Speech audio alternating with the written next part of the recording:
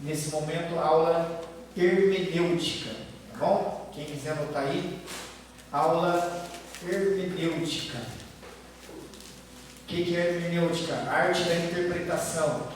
Como interpretar um texto, como assimilar um texto. Para você colocar a forma técnica aí, para a gente não deixar passar nada, você coloca assim: hermenêutica é a ciência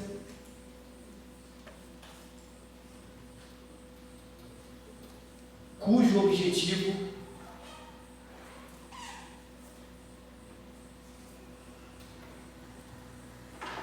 é a compreensão do texto. Hermenêutica é a ciência cujo objetivo é a compreensão do texto.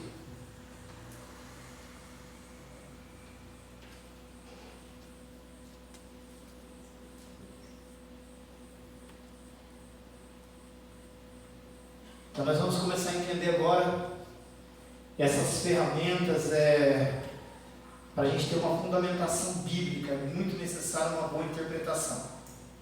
Uma má interpretação leva milhares de pessoas para o inferno.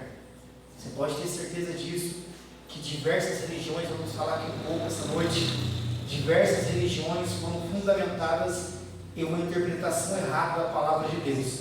E uma vez que isso acontece, muitas pessoas podem buscar essa mesma linhagem e acabar perdendo a sua salvação, tá bom? Algumas pessoas já levantaram a mão aqui dizendo, reconhecendo essa dificuldade de interpretação. Eu quero falar algo para você já de início dessa matéria. A Bíblia, ela foi escrita para 100% da humanidade compreendê-la, tá bom? Deus, ele deixou registrado esses textos bíblicos e com uma convicção que toda a humanidade tem a capacidade de entender a Bíblia. Você que está aqui hoje, você já tem essa capacidade de entender a Bíblia. Todos têm a capacidade de entender a Bíblia, porque antes de Deus fazer a Bíblia, Ele criou o homem, e criou o homem com inteligência, criou o homem com a sabedoria, e dentro de nós já tem essa capacidade. Nós temos que evoluir, desenvolver, descobrir essa capacidade de interpretar a Bíblia, de entender a Bíblia, tá bom? Você vê que um texto passa, a gente lê batido, outra pessoa lê o texto e já tem uma revelação daquele próprio texto e monta ali uma mensagem, um esboço. É a evolução, é a capacidade que a pessoa vai desenvolver e entender a palavra. É isso que eu quero passar para vocês. Todos já têm essa certeza da capacidade de entender a palavra. Mas para isso, irmãos, nós vamos entender aqui agora alguns princípios básicos. Eu quero deixar muitos momentos vocês anotarem que eu vou falar, como é de costume, eu sempre repito. Façam depois a revisão nas videoaulas, façam anotações na sua casa. Aqui é uma matéria não tão simples, então o nosso objetivo aqui é que todos cresçam, subam degraus após degraus juntos, para uma evolução completa. Então eu vou contar com a sua fidelidade, tá bom? Não fico ali mais cobrando em grupo, assista, não, vou contar com a sua fidelidade. Primeiro com Deus, com a palavra de Deus e também com esse núcleo teológico. Assistam essas aulas em casa, revisam, façam exercícios para todos aprenderem. Amém? Então vamos lá. Esse manual que você tem na sua mão agora, chamado Bíblia Sagrada, nós entendemos que são cópias de cópias. Esse manual não é o original, você sabe disso. Nós não temos aqui a Bíblia original, são cópias de cópias.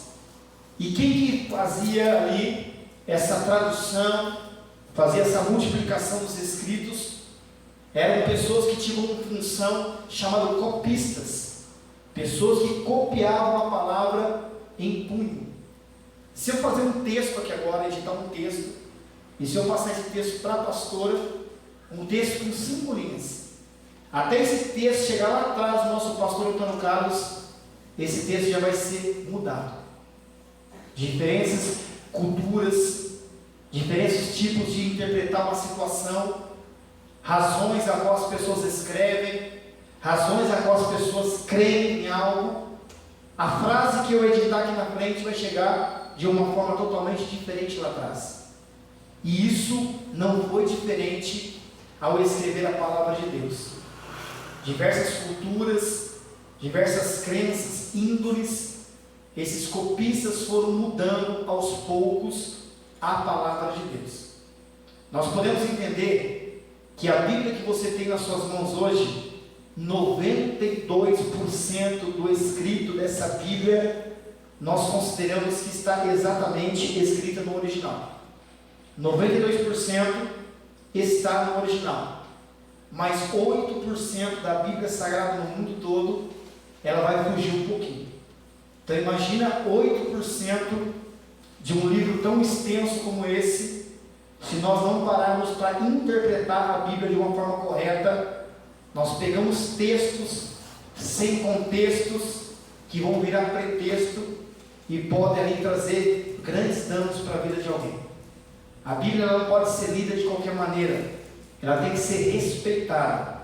Não é qualquer tipo de livro, não é uma página de jornal, não é uma página de internet, é a palavra de Deus. A Bíblia não pode ser lida com pressa, a Bíblia não pode ser lida com uma fadiga espiritual, principalmente. A Bíblia tem que ser lida, aprendida, entendida e guardada. A Bíblia é um livro que foi lançado por Deus na terra para a gente ler, estudar e se aprofundar. Depois nós vamos falar nas aulas futuras. Por muito tempo o povo de Deus usou a Bíblia como um amuleto de sorte.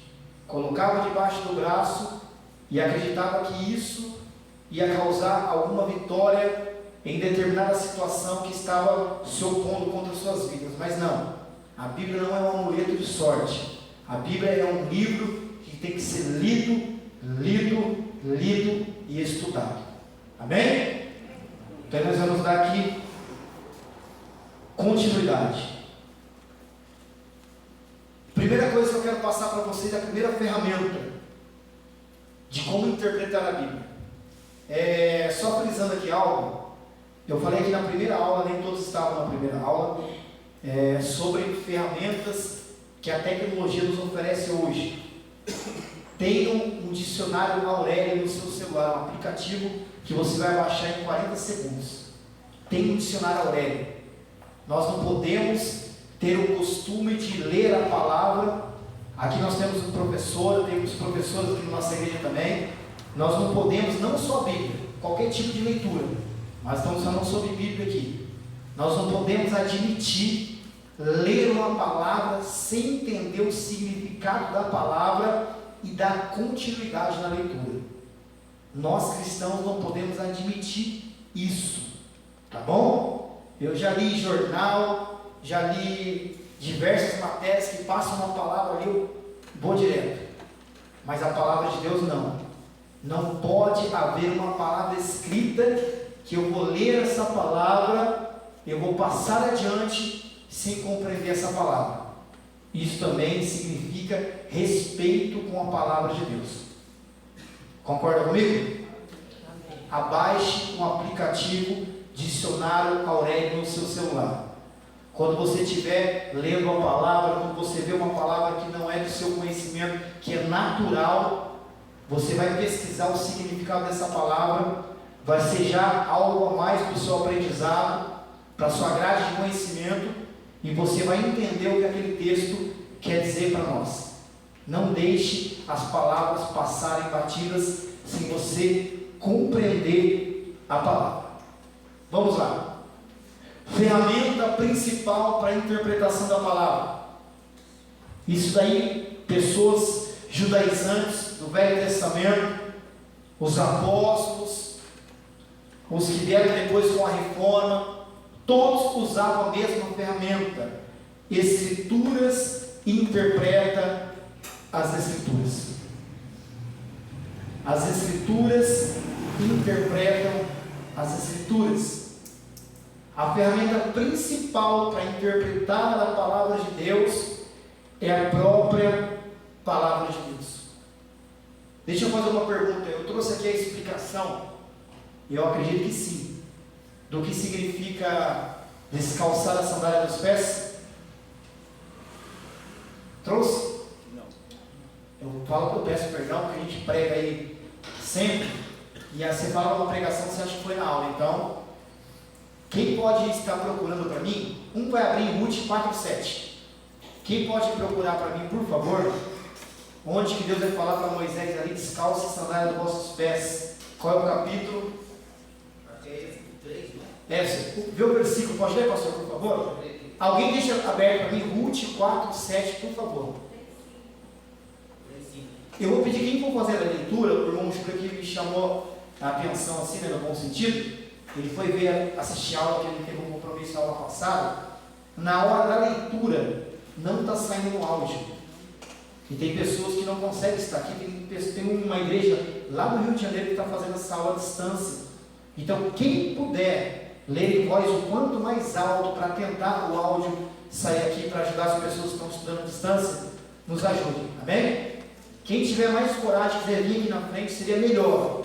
Mas quem puder ler em voz alta, com calma, para todos entenderem o que está lendo, que agora é o curso, a gente tem que estar evoluindo. Agora, não vou ler mais para mim. Eu vou ler para toda a equipe entender o que eu estou lendo. Tá bom? Faça a leitura, por favor. Quem for ler. Êxodo capítulo 3, versículo 5. E disse: não te chegues para cá, tira o teu sapato de teus pés, porque o lugar em que tu está é terra santa. Eu quero duas pessoas dando a sua interpretação desse texto. Deus fala para Moisés: descalça a sandália dos vossos pés, porque o lugar que você está é terra santa. Fala a interpretação que você tem ouvindo esse texto, lendo esse texto. Quem pode falar para mim? Parar de ficar prestando atenção na sarça e prestar atenção em Deus. Focar em Deus. Segunda interpretação. Ato de reverência. Reverência. Focar em Deus e reverência. Olha para você ver. Nossas interpretações, não está errado. Nossas interpretações. Já ouvi mensagem dizendo que ele estava com a sandália ali que ele ganhou no Egito. O Egito representa o mundo, representa o passado. Deus fala assim: Moisés, tira o passado, que agora você vai estar num presente novo. Também uma interpretação nossa, também uma interpretação correta. Mas a ferramenta principal de interpretar a palavra, o que é? A própria palavra, a própria escritura. Quem abriu Ruth 4:7, nós vamos entender o que significa esse texto. Ruth 4:7, por favor. Havia, pois, já de muito tempo este costume em Israel, quanto à remissão e permuta, para confirmar todo o negócio, o homem descalçava o sapato e o dava ao seu próximo, e isto era por testemunho em Israel. Precisa explicar? Uma negociação, duas pessoas estão fazendo ali uma negociação. Vamos colocar aqui aquele banco cinza. A pessoa que é proprietária desse banco, de um terreno, ela chegaria perto de testemunhas, descalçaria a sandália dos pés, o sapato, e a partir daquele momento a outra pessoa que estava na sua frente seria considerada dono daquele patrimônio. Pastor, parece que esse caso aí acontece com Boaz, né? Boaz e Ruth. Também, e com Josué. Aquele que tinha o poder, aí ele faz uma troca lá e fala: eu não vou possuir. Aí eles trocam os sapatos, Isso. aí passa. Em Ruth, é esse mesmo capítulo, é a mesma sequência. Josué também Deus falou para ele descalçar a sandália dos pés. Qual que era ali o entendimento? Descalçou a sandália dos pés. A partir daquele momento não é mais dono daquela propriedade. Aquela propriedade está sendo transferida para outra pessoa. O que Deus está dizendo para Moisés? Moisés, descalça a sandália dos vossos pés. Você foi criado como rei, você é príncipe, você tem todo o entendimento, mas a partir de agora eu sou o dono da sua vida. As regras serão dadas por mim. Esse é o significado desse texto. Por isso que eu falo para os irmãos, a ferramenta principal da interpretação da palavra é a própria palavra de Deus. Primeiro vamos buscar a interpretação de um texto dentro da própria palavra. Amém? Em muitas situações a interpretação não vai estar dentro da palavra. Então isso vem a teologia. É a ferramenta que vai nos ajudar. Quem lembra o que significa teologia? Ciência que estuda as profundezas de Deus. Tá bom? Teologia é uma ciência que estuda as profundezas de Deus. Então, primeiro significado de um texto, nós vamos buscar dentro da própria palavra. Não encontrando significado, nós vamos para as ferramentas teológicas. Tudo certo? Quem pode ler a segunda carta que Pedro escreve? Capítulo 3, versículo 15 a 16.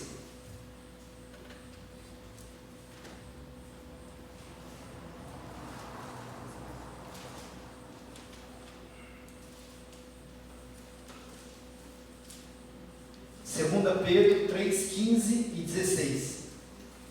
E tende por salvação a longanimidade de nosso Senhor, como também o nosso amado irmão Paulo vos escreveu, segundo a sabedoria que lhe foi dada. Falando disto, como em todas as suas epístolas, entre as quais há pontos difíceis de entender, que os indoutos e inconstantes torcem, e igualmente as outras escrituras para a sua própria perdição. Amém? O que é um indouto, um incapaz? Né? Alguns dizem que é um ignorante. Mas Paulo está dizendo aqui, Pedro está dizendo aqui, que os textos escritos pelo apóstolo Paulo são textos difíceis de compreender. O próprio apóstolo Pedro está dizendo que a palavra de Deus, em alguns determinados pontos, vão ser difíceis de entender. Então não é a dificuldade nossa, do Brasil, não.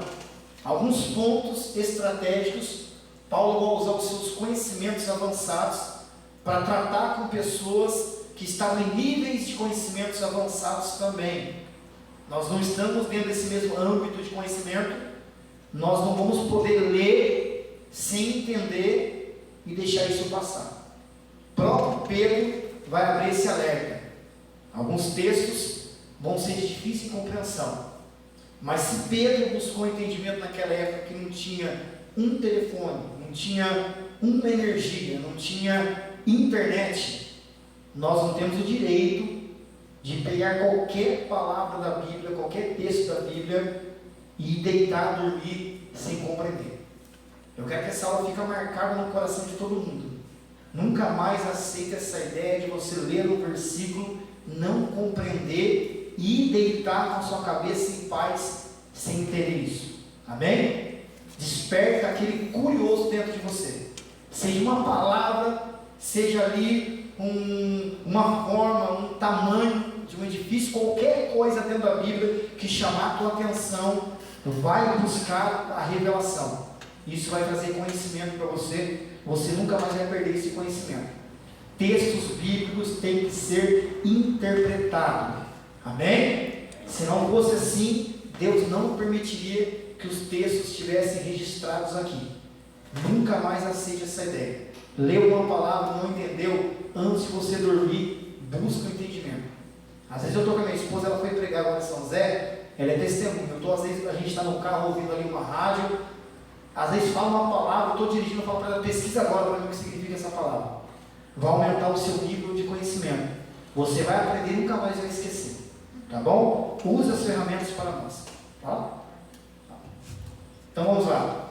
Eu falei aqui, irmãos, esqueci de dar o nome dessa ferramenta aqui, desse método, que eles vão entender que a Bíblia está 92% no original. É o método chamado autocrítica. Escreve aí. Método chamado autocrítica. Eles entendem que a tradução da nossa Bíblia, 92% dessa tradução está no original. E quem que faz comparação, Bíblia com Bíblia, eles pegam essa Bíblia nossa atualizada e pegam ali os textos hebraicos originais, gregos originais. Quem são as pessoas? São os manuscritólogos. Manuscritólogos. Eles fazem comparação de textos bíblicos para chegar no original. São pessoas importantes, tá bom? Pessoas de suma importância na história. Existe até os dias de hoje para não deixar a Bíblia fugir da sua raiz. Porque se a Bíblia fugir da sua raiz, a perdição com certeza vai chegar em muitas vidas que vão ler, seguir um manual que vai estar errado. Já há rumores aí que o sistema papal dessa época está tentando mudar a palavra de Deus. Há rumores. Nós podemos entender que esses dias vão chegar. Eles vão querer fraudar, fragmentar principalmente a palavra de Deus. Pior que uma fraude na palavra é o fragmento, a fragmentação. Tirar pequenas porções, vamos falar isso já. Pequenas porções da palavra, acrescentando suas ideologias. Chega às idolatrias que nós conhecemos até o dia de hoje. Não permita a fragmentação da palavra. Vamos lá. Olha o que o João Calvino disse um dia. Irmão, você lembra que eu falei na primeira aula aqui que eu não sigo Calvino, Hermínios, Lutero, não sigo ninguém, eu sigo o Evangelho? Tá bom? Eu pego frases de pessoas que foram importantes. Eu estudei a vida dos três. Eu entendi que os três acertaram e os três erraram. Como nós também fazemos isso. O mais corajoso de todos, Martinho Lutero. Foi, se levantou, criou as 95 teses lá, vamos ter aula da reforma daqui a um tempo. Na sequência, vem Calvino. Pegou o que Lutero fez algumas mudanças e por aí foi indo. Pessoas que foram evoluindo a palavra de Deus, tentando evoluir a palavra de Deus com seus métodos. Então eu não sigo método nenhum, tá bom? Não sigo método nenhum, não sou calvinista, não sou luterano, não sou nada, eu sigo o Evangelho. Peguei uma frase que Lutero disse, que Calvino disse aqui. A solução para esse distanciamento era orar e lutar. Ou seja, esse distanciamento ele está dizendo os 8%, que não encontra no original o que está escrito na nossa Bíblia, muita coisa. Qual que ele está dizendo a solução? Orar e lutar para compreender. Amém? A melhor leitura da Bíblia Sagrada vai vir na sequência de uma boa oração. Quando você fazer uma oração pedindo revelação, pedindo interpretação para Deus, pedindo o principal, paciência para entender, será a melhor leitura da Bíblia que você vai fazer na sua vida.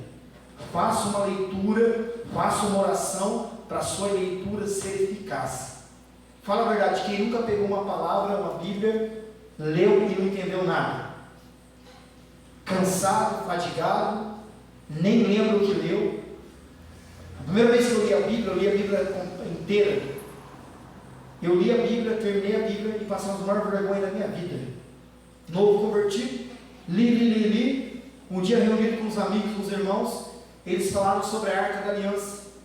E eu não tinha visto a Arca da Aliança dentro da Bíblia Sagrada. Eu li a Bíblia inteira, Velho Testamento só fala da Arca da Aliança, e eu não prestei atenção na Arca da Aliança. Aí eu comecei a entender que não adianta ler, atropelar, cansado, eu li, hoje consegui ler 20 capítulos, não. Ler, meditar e aprender, para nunca mais esquecer, tá bom? Eu quero que chegue ao ano 2024 e o que você não fazia mediante os estudos da palavra, você vai começar a fazer. O que você faz vai tornar em porção dobrada, tríplica e por aí vai. O entendimento amplo da palavra.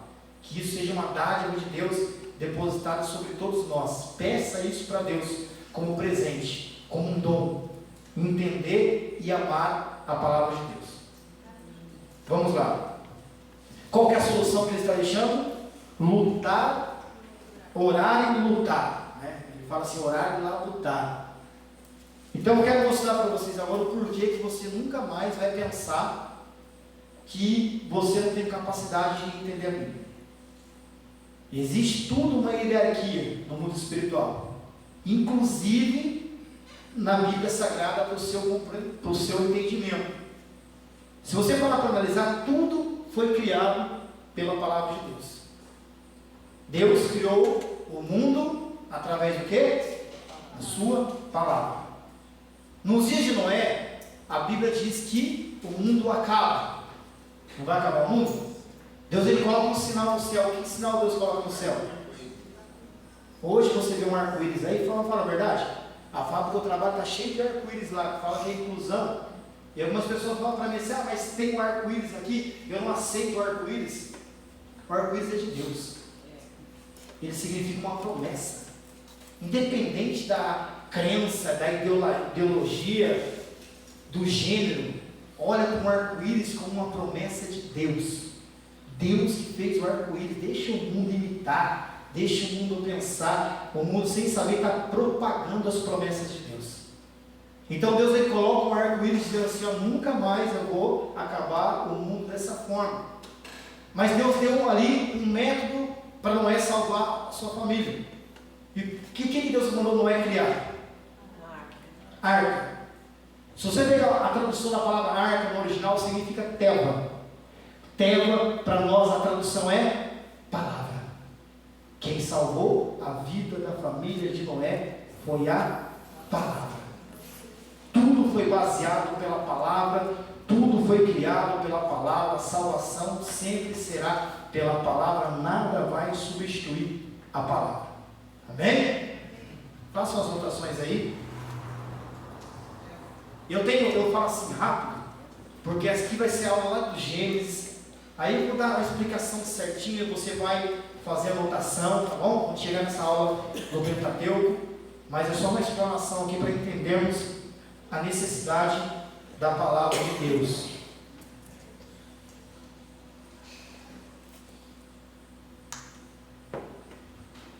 Quem tem Bíblia, quem não tem Bíblia de estudo, levanta a mão. Compre uma Bíblia de estudo assim que possível, tá bom? Compre uma Bíblia de estudo, assim é muito importante uma Bíblia de estudo.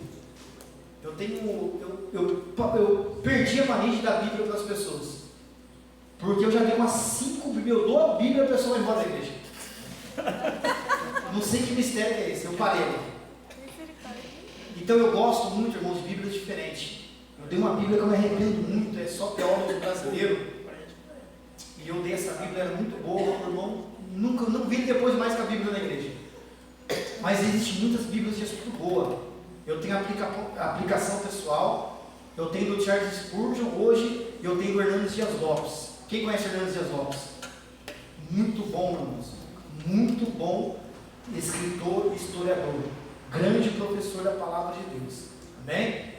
Assista no YouTube os seus vídeos lá, para você ver o conhecimento que esse homem de Deus ele tem. E a Bíblia dele de estudos também eu recomendo, tá bom? Hernandes Dias Lopes. Você veio falando sobre o apóstolo Paulo, parece que ele andou do lado de Paulo. Tem um conhecimento muito profundo. Eu tive a oportunidade, um dia o pastor levou a gente lá em São Paulo, ele estava ministrando, eu conversei com ele um pouco, é muito humilde, tiramos fotos, muito humilde mesmo. Vai estar dia 19. Na onde? Dia 19 vai estar lá no OMB. Ah é? Benção. Foi na vez que a gente foi. A gente foi no encontro de pastores, né, pastor? O Hernandes Dias Lopes? Hernandes, com H, é a Bíblia, não, Hernandes, é a Bíblia de estudo, tá bom? E do Charles Spurgeon, boa também, e existem muitas Bíblias boas, de estudo. É importante você ter uma Bíblia de estudo. Por que eu falei isso? Toma cuidado com o rodapé da sua Bíblia de estudo, tá bom? A Bíblia, a parte da Bíblia, o escrito, o texto, foi inspiração de Deus, revelado por Deus aos autores. O rodapé, nem tudo é inspiração de Deus. Então não é porque é o Hernandes Dias Lopes, não é porque o Charles Spurgeon está no rodapé, já vai colocando na pregação, não. Toma cuidado, tá bom? Toma cuidado. Por isso que eu falo para quem tiver condição, compre quanto mais Bíblias de estudos possível e faça comparação. Todo texto que eu vou trazer que não está na Bíblia, todo argumento teológico que está na Bíblia, eu não pego a primeira leitura, a primeira postagem e já saio falando, não, eu vou fazer comparação, tá? Faça a comparação para você ter, não vai ter a certeza, mas próximo da certeza que aquilo é realidade, para não pregar bobeira, tá? Já falei para vocês um pregador um dia que falou a explicação do cabelo passar pelo buraco da agulha. Falei aqui, né? Sem fundamentação alguma da palavra. Ouviu e saiu falando. Isso aí acontece muito. Ouve, olha que maravilhoso, vou falar também. Não, busque a veracidade dessa palavra, se realmente está escrita, se realmente vem da parte de Deus, porque isso é bom para uma boa interpretação da palavra. Vamos lá. O Espírito Santo ele fez um papel fundamental na escrita da palavra de Deus. Você vai colocar aí os 3 pontos que foram a autoria do Espírito Santo para nós entendermos a palavra. Primeiro ponto, revelou. O Espírito Santo que revelou a palavra.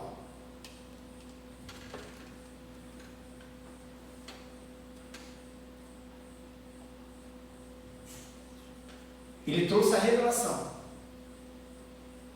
Segundo ponto, inspirou os autores. Não foi qualquer um, não foi de qualquer maneira. O Espírito Santo revelou a palavra e agora ele inspirou as pessoas para escrever. E terceiro, iluminou a nossa mente para o entendimento.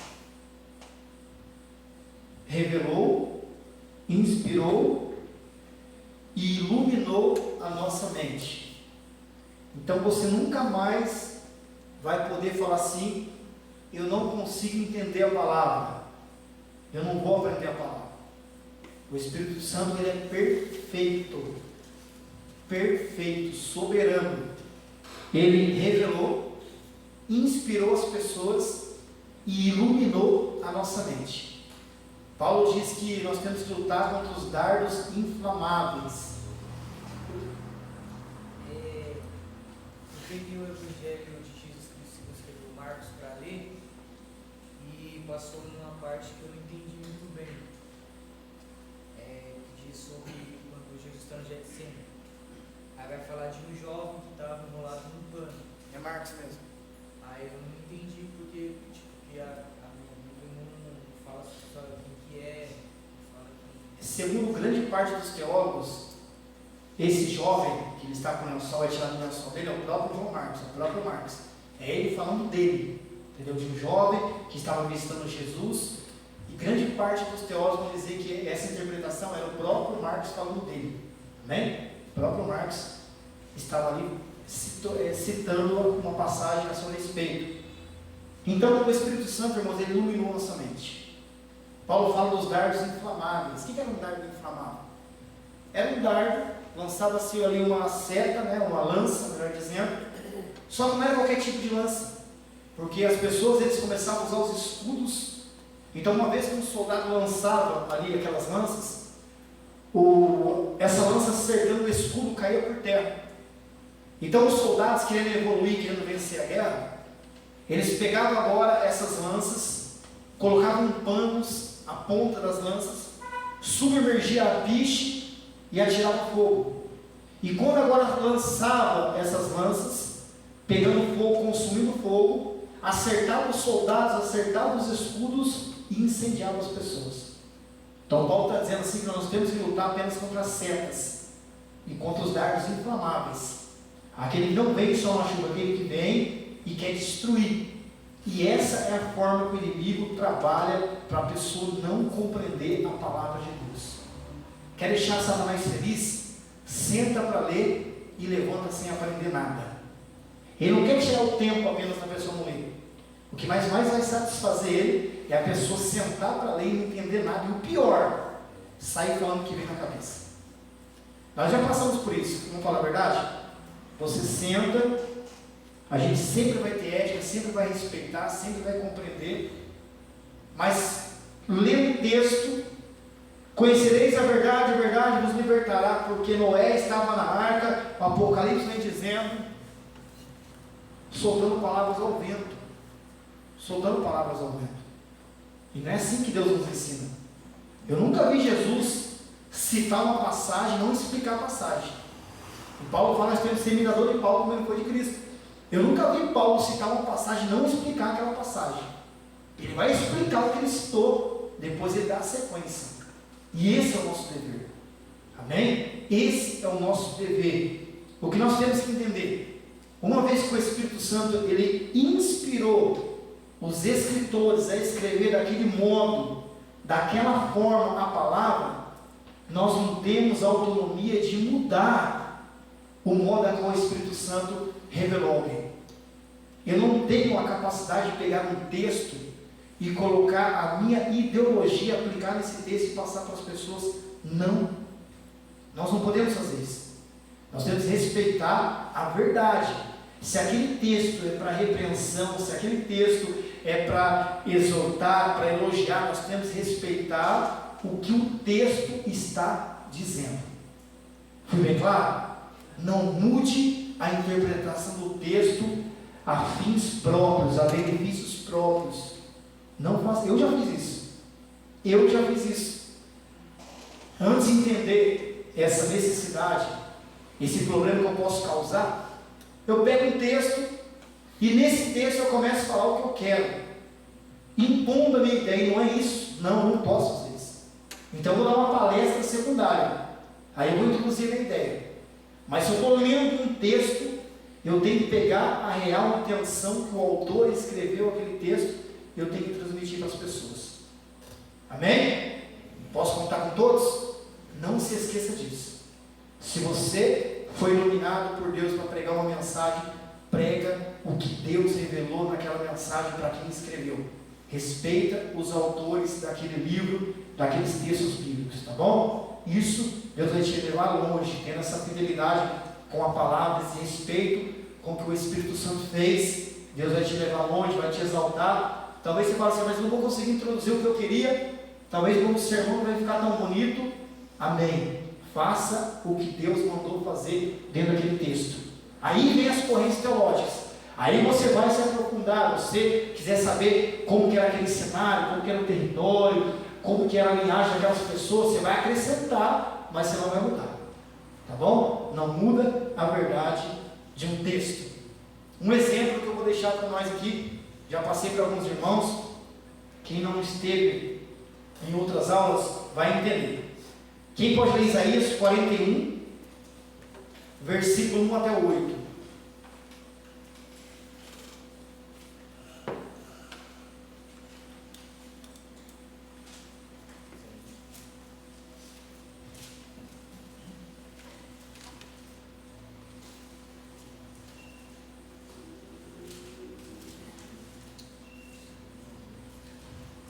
Isaías 41, versículo 1 até 8. Quem puder ler em voz alta, por favor?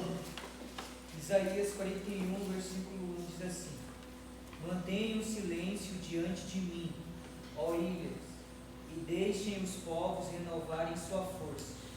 Deixem-se aproximarem, então deixem que eles falem. Deixem-nos aproximar juntamente para o julgamento. Quem suscitou o justo homem proveniente do leste, chamou-o a andar nos seus passos, deu as nações perante ele e fê-lo governar sobre reis. Ele os deu como pó para sua espada e como restolho impelido para seu arco.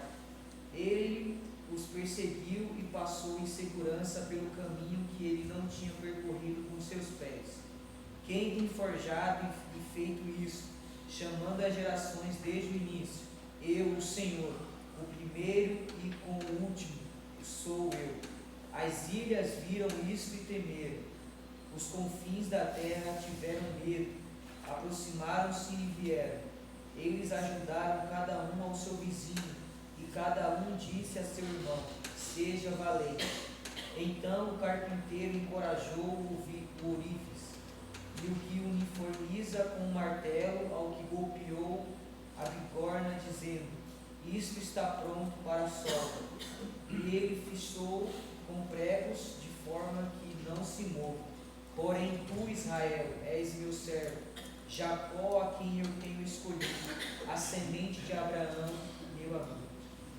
Outra tradução, amém? Deus abençoe, irmão. Obrigado pela leitura, boa leitura, na verdade. Só para ver uma tradução diferente, versículo 6.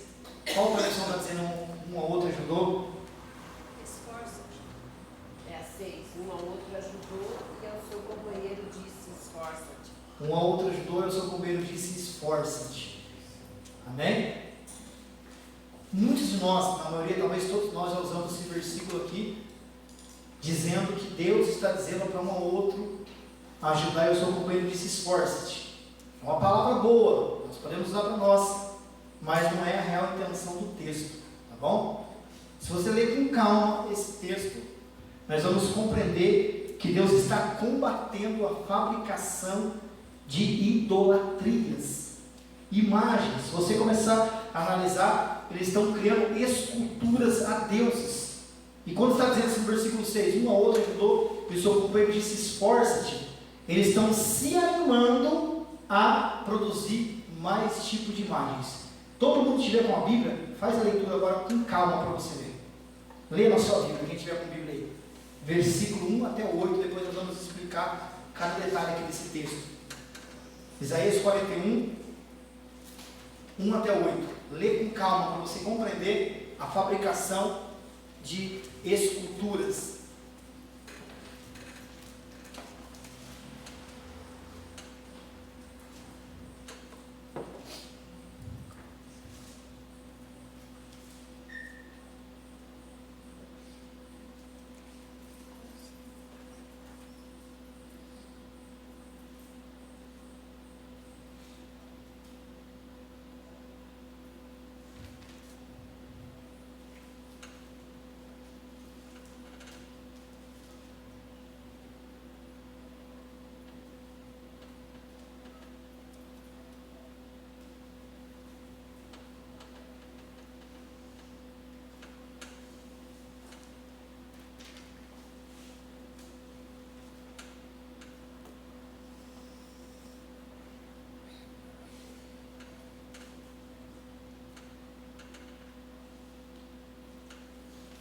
Para entender melhor aqui no 7, né? 7. No 7, para entender melhor. Ele fala, então, com pregos e firma, para que não venha a mover-se. Né? Por isso, irmãos, que eu não posso pegar um versículo da Bíblia, de maneira nenhuma, citar esse versículo, sem eu ter uma compreensão do contexto, entender o contexto. A gente faz muito isso, a gente tem esse costume. Mas qual que é a ideia? Qual que seria a regra correta? Eu vou ler um versículo, eu vou ter um tempo para, no mínimo, ler aquele capítulo, para me compreender o que o capítulo está ensinando. Porque eu pego aqui esse versículo, não estou falando que você está pecando, todos já falaram assim. Um ao outro ajudou, e seu governo disse, esforça-te. Só que, nós vamos entender aqui, versículo 7, como a pastora nos ensinou, está trazendo aqui, ó, o artifício é o que molda a forma do ídolo. O ourives prepara as preciosidades. O que martela é o que ajusta os materiais. O que bate na safra é o que prepara os pregos para firmar os ídolos. Ali é uma escultura a deuses que seriam adorados, uma fábrica, tá? Processo de fabricação de imagens que seriam adoradas. Então no versículo 6, eles estão dizendo, um ao outro ajudou, e o seu governo disse, esforça-te. Trouxe só esse texto para você compreender a necessidade do entendimento da palavra de Deus, tá bom? Quando nós colocarmos isso no nosso coração, nós vamos respeitar mais a palavra de Deus, com o entendimento correto, a qual o Espírito Santo um dia, ele criou dentro de nós. Nós vamos pegar a Bíblia, nós vamos aprender qual que é o maior intérprete, qual que é o maior mestre, qual que é o maior professor do mundo? O Espírito Santo. Eu falo assim, imagina, eu gosto muito de estudar os pregadores antigos, eu gosto muito de George Whitefield, de séculos atrás.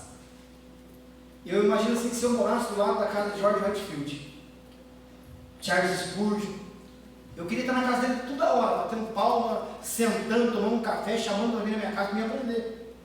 Só que o maior de todos, ele mora dentro de nós. E nós esquecemos de consultar o Espírito Santo. Nós esquecemos de pedir a interpretação, pedir a revelação, pedir o entendimento. E vamos falando, notando o que vem na cabeça, esquecendo de tirar um tempo, um diálogo. Eu falo isso para vocês como experiência própria. As mensagens que Deus mais me usou Não foram aquelas mensagens que sim, que eu pesquisei, mas que antes eu sentei e pedi para o Espírito Santo me dar um entendimento. É uma experiência própria, irmãos. Eu gosto muito de estudar a palavra. Existem mensagens que eu estou procurando, estou pesquisando, daqui a pouco o Espírito Santo vai me dando, eu vou anotando. Interpretações, que se eu não anotar, eu já perdi tanta interpretação boa, que vem na hora, não anota, pensa que depois consegue, não consegue. Então, peça para o Espírito Santo te ajudar. Ele vai ser o seu professor principal sempre. E aqui, Josué, um modo que fala, não te mandei eu, esforça-te. Isso aí é sobre se esforçar, se encorajar para a batalha que ele ia. Qual que é a dúvida? Porque você falou aqui aqui, Isaías 41, que ele fala, esforça-te. Não, mas deixa eu explicar. Eu digo assim, o que o texto está dizendo? Não é a palavra esforço que vai estar errado. O texto ali está dizendo que era para eles se esforçarem para algo que era uma criação, a idolatria. No caso, usar esse texto para querer... Sim, é mais fácil usar esse texto. Entendeu? Esforço, ânimo. Não estou falando que errou quem fala. Não, eu já falei isso, já usei isso. Só que a real intenção do texto aqui está dizendo que é uma fabricação. Né? São palavras, não é um termo satânico. Não, são palavras que são usadas no nosso dia a dia. Só que eu só mostrei que essas palavras ali foram usadas para a criação, para a fabricação de utensílios que seriam adorados. Amém? Não, eu esqueci onde eu estava. Onde eu estava? Quem está falando? Você está falando do Espírito Santo, que é o melhor professor. Isso. Então, irmãos, façam isso.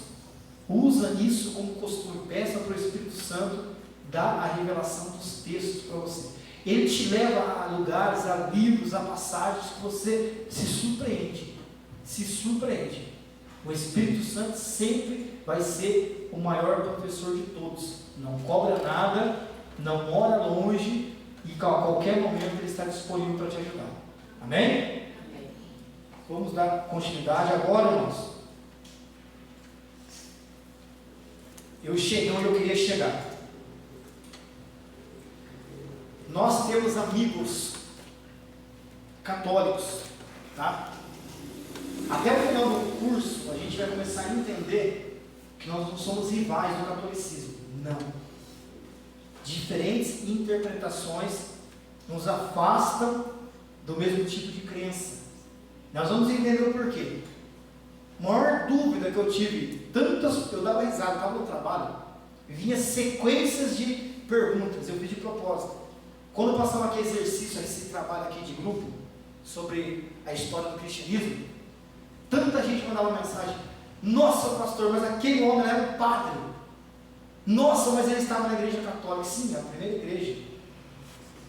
Ela foi o catolicismo, a primeira religião foi o cristianismo. E os padres, eles começaram e deram início à igreja. Então os primeiros padres, Clementes, as pessoas que nós falamos aqui, que nós estudamos, né, parabenizo mais uma vez, todos se empenharam. Eu fiquei muito surpreendido com a apresentação de todos. Então eles eram padres que vão, se hoje analisar, vão ver que a atualidade estão bem afastados do que era verdade naquele momento. Eu vou passar para vocês o porquê que chegou nesse ponto, o porquê que chegou nesse nível de olhar para uma estátua, olhar para uma parede, se prostrar, se rasgar, acreditar que aquilo parado, aquilo morto, pode mudar a vida de alguém. Então nós temos que ter paciência com os nossos irmãos que ainda não têm o mesmo entendimento. Tá bom? Tenham paciência. Vamos moderar, vamos se capacitar, ter um entendimento em oração, pedir para o Espírito Santo dar uma oportunidade, aí você, sabendo, você vai explicar. Tá bom? Eu tenho um testemunho de um amigo meu que trabalhou comigo, que ele era líder, nossa, é oração, não sei como que é na igreja católica, líder da reza, no círculo de reza deles. E ele evangelizava, ele evangelizava, e um dia ele vai dizer assim, que ele está no meio da rua, ele evangelizou um jovem de 15 anos de idade. E ele falando que Maria salva, E o jovem, você abre a sua Bíblia agora, eu não vou lembrar, 2 Timóteo 5, 2,5, 2,9. Acho que é 2 Timóteo 2,9, 2,5, o 1 Timóteo. Ele fala assim: há um só mediador entre Deus e o homem, Cristo Jesus. O jovem abre a sua Bíblia católica e lê. Ele leu, voltou para casa, ele chorando, nunca tinha visto aquilo na palavra, se converteu na Igreja Batista de São José dos Campos, e ele ali pegou um jovem novinho, teve paciência, mostrou para ele a verdade, ele aprendeu, e hoje ganha muitas almas para Jesus. Então, tenha paciência, tenha base, tá bom? Não tenta mudar a estrutura da crença de alguém sem ter base, nunca, vai ser pior. Vai ser pior, não tenta corrigir alguma pessoa se não tiver uma base. Nós estamos buscando bases aqui. Eu quero trazer aqui, pedir permissão para o pastor. Nós temos um amigo lá em São Paulo, já deu uma aula aqui, um pastor, mas ele tem um entendimento, irmão, sobre seitas e heresias, mas ele tem um entendimento. Dia 26 minha esposa prega na igreja que ele congrega agora lá em São Paulo, vou conversar com ele. Que lá em São Paulo, no bairro Vila Matilde, o líder do Testemunho de Jeová bateu palma na porta da casa dele e falou que ele está proibido de conversar com o Testemunho de Jeová. Ele está proibido. E ele busca tanto essa crença, ele traz ali um entendimento para nós, e você vê a mansidão dele. Ele não briga, ele convence através dos argumentos que ele conquistou. Vamos preparar uma aula de 6 heresias, ele vai ficar muito feliz, ele tem um entendimento muito grande nesse assunto. Então, conquistar as pessoas com uma base. Nós estamos fazendo a nossa parte, buscando a base. Deus vai trazer as pessoas e o argumento conquistado nessas aulas, nós temos certeza que nós vamos conquistar essas vidas aí e convencer essas vidas. Amém? Então vamos lá. 2 escolas são levantadas de interpretação. 2 escolas. Alexandria e Antioquia. Escreve assim: Alexandria do Egito e Antioquia na Síria. Ou seja, chega um momento que o povo começa a compreender que estava faltando entendimento ali para ver o que era verdade. Crenças, uns querendo ser judaizantes, o cristianismo crescendo, os ortodoxos. Então está faltando ali uma compreensão. Então cria-se 2 escolas de interpretação: Alexandria e Antioquia. Rapidamente, para você entender, nessa época, nós vamos falar culto, tá bom? Nós estamos em culto. Nessa época, os cultos prestados a Deus, eles eram assim, 880, muito cheio ou bem vazio. E qual que era essa motivação? Os cultos cheios, tudo era permitido. Os líderes lá da época, os padres, os monges, eles permitiam tudo. E nos cultos que eram tudo permitido, era superlotado. Nos cultos que tinham um zelo pela palavra, pela verdade, eles se esvaziavam. Então o povo começa a compreender agora a dificuldade da igreja se estabelecer, né? Ficar numa linha correta de crescimento. Então tiveram algumas ideias das pessoas. As pessoas falavam assim: ó, nós não podemos aceitar tudo o que acontece dentro da igreja, não podemos aceitar tudo do mundo na igreja.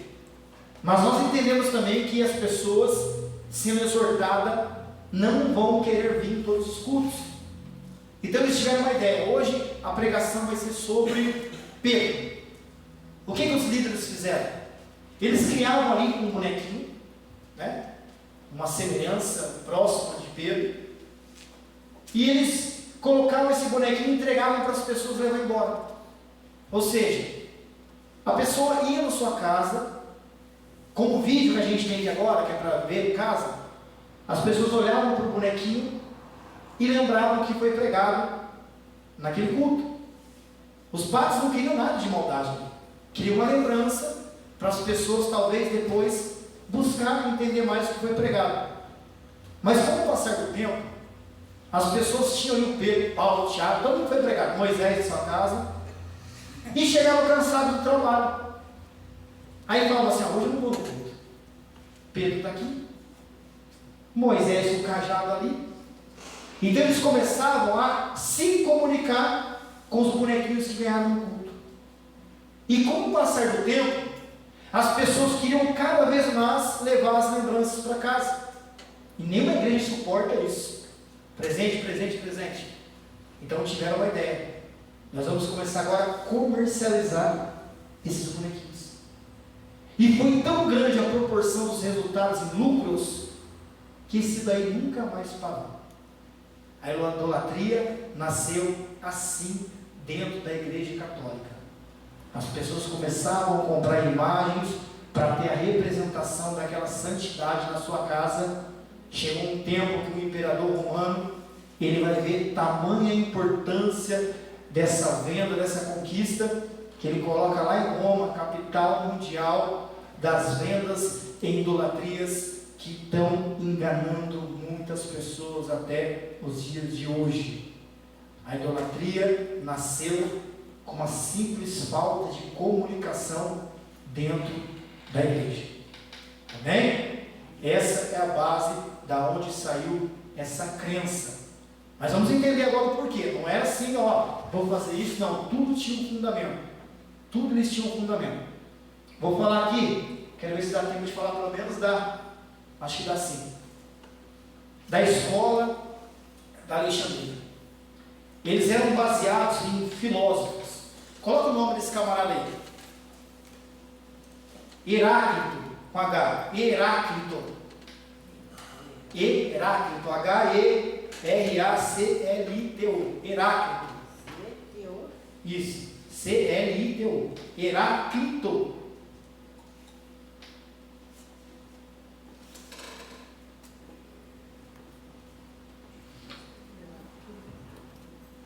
E Heráclito, irmãos, ele vai ser um dos líderes dessa escola da Alexandria.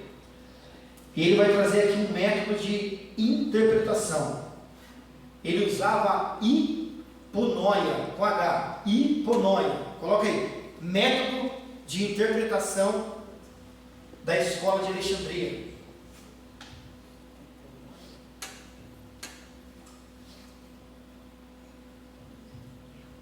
E o que significa hiponoia? Por detrás. Por detrás. Tarefa em dia, Bruno. Nossa matéria aqui, Está em dia.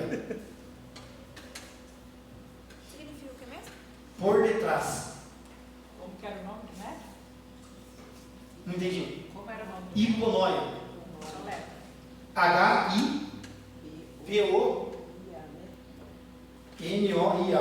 Hiponoia. Por detrás.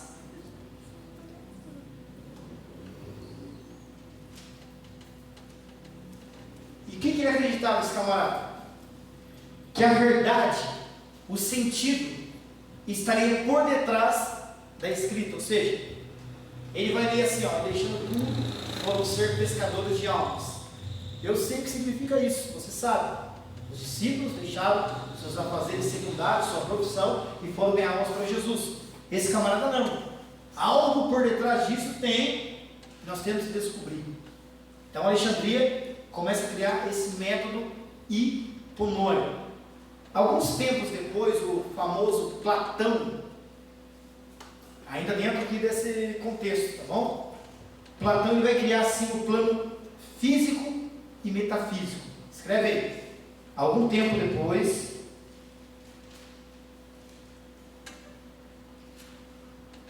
Platão confirma essa ideia. Escreve assim para você entender. Algum tempo depois, Platão confirma essa ideia.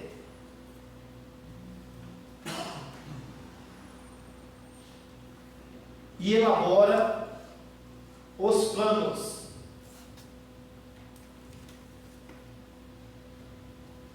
Elabora os planos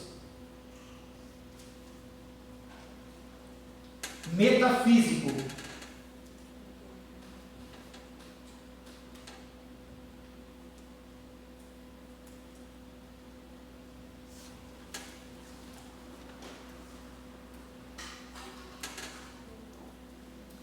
O que é esse plano metafísico? Escreve aí.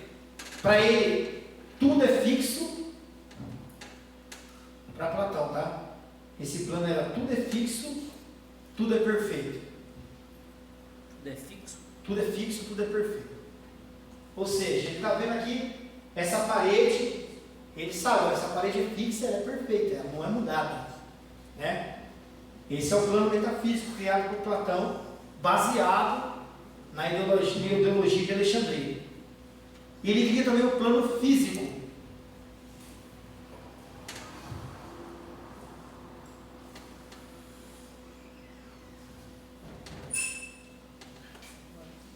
Tudo é mutável e tudo é imperfeito. Mutável. Tudo pode se mudar. Tudo é mutável e tudo é imperfeito. Olha para você ver. O camarada está mais confuso do que qualquer um e vai criar uma ideologia, vai criar aqui uma crença, um método de interpretação que destrói grande parte da igreja. Ele causou uma destruição, um colapso na interpretação da palavra de Deus. Por quê que ele causou? Ali os teólogos que viam baseado nessa crença, eles começaram a entender que nunca pode confiar de cara no que o texto está dizendo. Por quê? Eles pegavam um texto e diziam assim, que é o plano metafísico. É fixo, é perfeito, não pode ser mudado.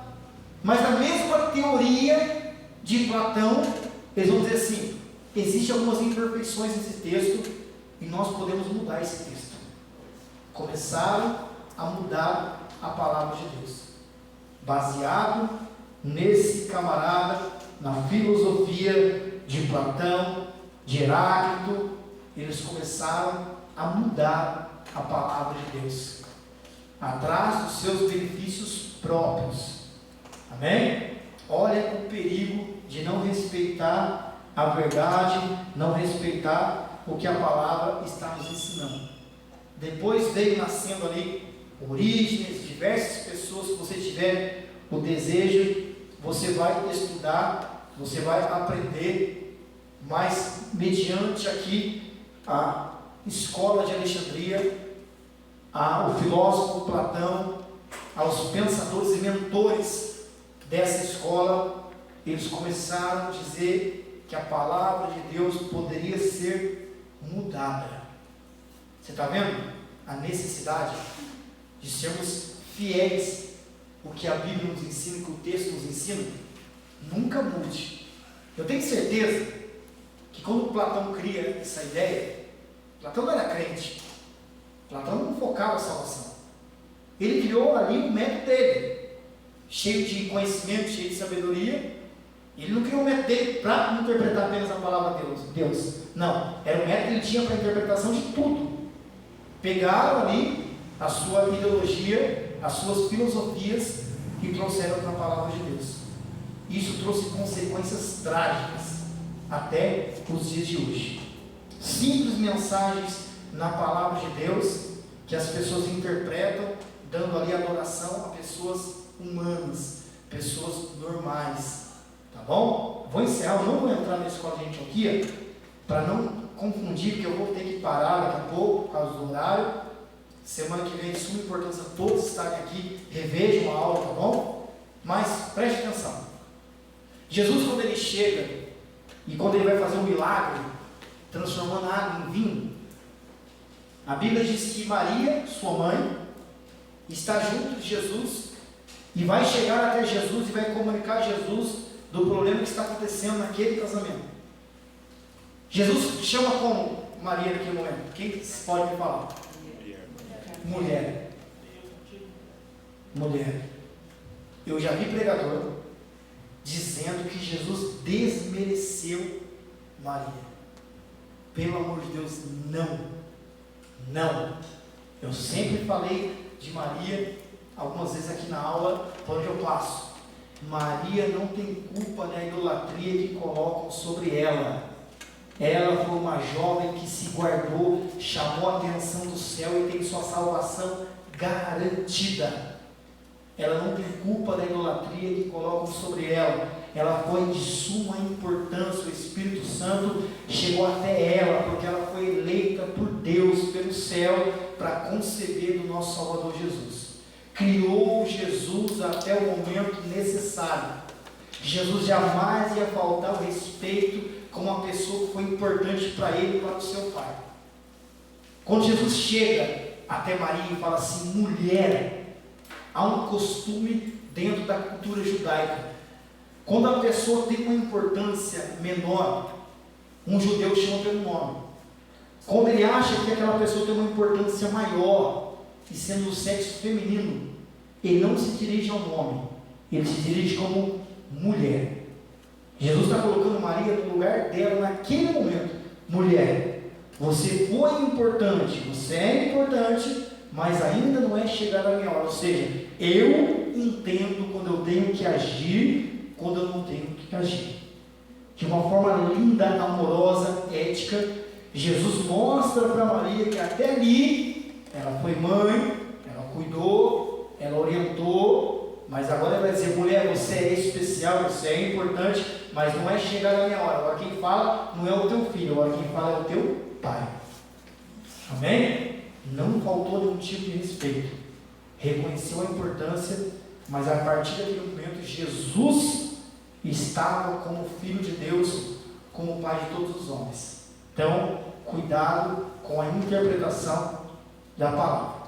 Vou encerrar a aula aqui uns 5 minutinhos mais cedo, para mim não entrar na próxima escola. Não falte a próxima aula, tá bom? Pode perguntar. Quando na Bíblia fala o Filho do Homem, o que quer dizer? É Deus, é Filho de Deus. Existem várias citações representando a pessoa de Jesus. Filho do Homem, Jesus, Filho de Deus. Várias representações, mas sempre vai ser Jesus e Filho de Deus, sempre, independente da forma que vai comunicar, mas é Jesus e é o Filho de Deus. E quando fala nem que o Filho do Homem para que se arrependa, ali também está dizendo. Sim, para que minta e Filho do Homem para que se arrependa. Jesus. Ó, eu não vou conseguir entrar aqui agora, mas é o próximo assunto, quando eu vou entrar na escola de Antioquia. São tipologias a Jesus. São versículos, é a pergunta que vocês fizeram. Versículos que eu enquadro a pessoa de Deus, eu enquadro a pessoa de Jesus, e versículos que não é a pessoa de Jesus, tá bom? Vai entrar dentro desse assunto ainda. Foi boa a pergunta de vocês, mas tem passagem de Salmos, tem passagem do Novo Testamento, Velho Testamento. É Jesus e tem um momento que não é Jesus. E sobre o que Jesus escreveu no chão? Eu não vi isso ainda, não vi esse mistério. Eu falei para você aquele dia que eu preciso montar essa pregação, mas eu não pesquisei isso ainda, não pesquisei. No momento certo eu vou, tenho certeza que eu vou me dar essa mensagem, eu trago esse... A Bíblia de Estudo que você falou do Hernandes Dias, o Lucas mandou o preço R$ 179,91. Quando ela saiu, eu paguei R$250, eu achei um pouco preço. Mas assim, irmãos, eu falei o nome do Lucas, ele nem sabia, para ajudar ele, sentir no coração. Não conheço ele profundamente, não sei como que é o dia a dia dele, mas senti no coração de abençoar ele. Quem tiver, puder comprar com ele, quem quiser comprar em lojas, achar um preço mais em conta, mas eu te indico, compre Bíblias de estudo. Amém? Compre Bíblia, invista no seu ministério. Essa é a regra, invista no seu ministério. Tá? A gente investiu em tanta coisa em nossas vidas, né? Tantas coisas em nossas vidas. E verdade, eu gosto de futebol. Uma camisa do Corinthians hoje é R$400. Eu compro uma Bíblia de estudo, uns 4 livros ótimos. Tá bom? Invista no seu ministério. Amém? Está encerrada a aula. Em nome de Jesus, estaremos aqui semana que vem.